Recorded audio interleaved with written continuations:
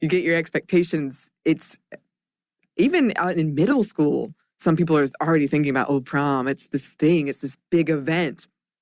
And then it happens, and it's a kind of hopefully enjoyable, but it's probably not what you imagined. Yeah, my memories of my prom was pretty good. The guy that I mentioned earlier with the bookworm knuckle tattoo was my then boyfriend. Mm-hmm. So there was no expectation of asking or being asked. It was just, we were going to go together because we are dating. Mm-hmm. We went with a big group of friends. We didn't get a limo. I drove my car there.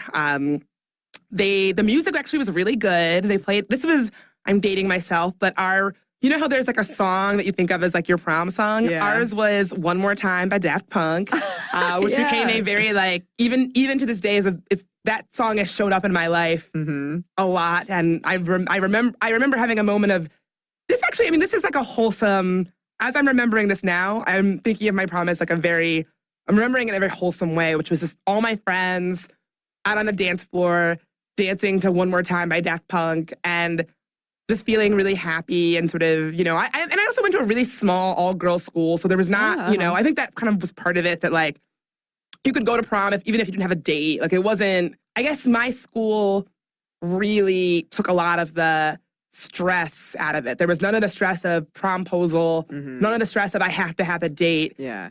Most people who went did not have a date. It was mostly girls, and then some of the girls who had boys in their lives or whatever.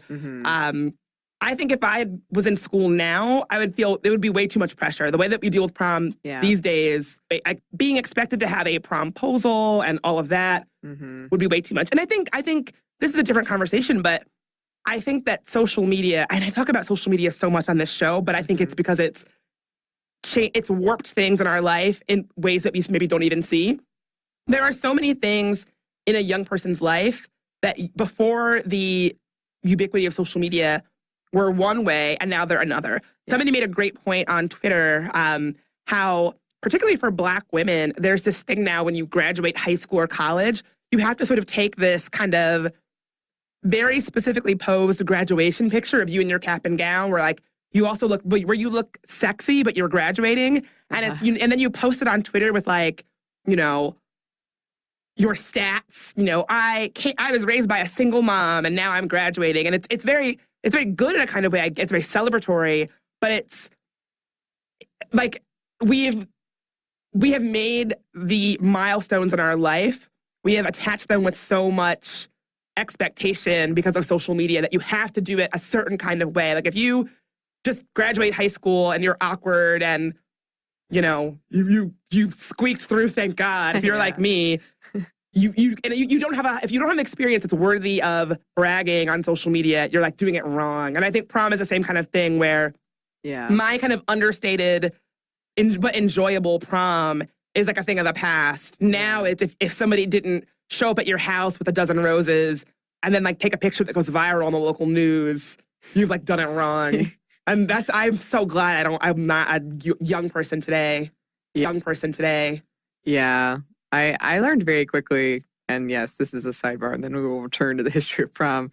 I am not a good person on social media. Like, it depressed me. I would see what other people are doing, and I would feel so like I am not living up to what they are doing. And everyone is presenting a certain aspect. That's just how it is. But I as a person couldn't like handle that, and I would have been very miserable to be going to prom during social media. That's for sure. And now, back to the history. Okay. In 1979, the first openly gay couple in the U.S. Had police protection in Sioux Falls, South Dakota. The following year, a federal judge sides with a male high school senior from Rhode Island after his principal had rejected his request to bring a male date.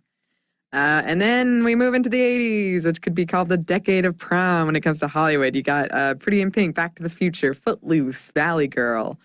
And as long as prom has been around, it's been kind of a battleground for changing societal norms. In 1994, a principal in Alabama was sued after he warned prom would be canceled if any interracial couples attended.